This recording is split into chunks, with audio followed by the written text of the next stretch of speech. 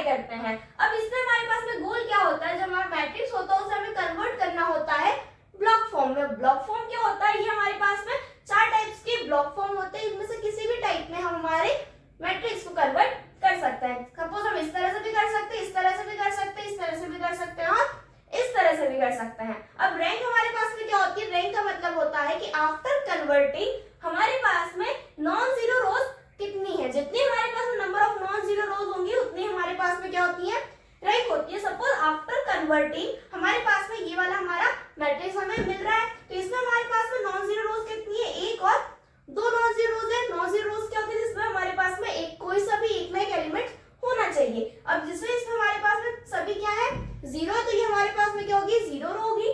तो ये हमारे पास में कितनी नॉन जीरो रोज है, 2 है, तो इसलिए हमारे पास में रैंक कितना होगा, 2 होगा। अब हम बात करते हैं कि इस तरह से हमारे मैट्रिक्स को हम कन्वर्ट कैसे करते हैं।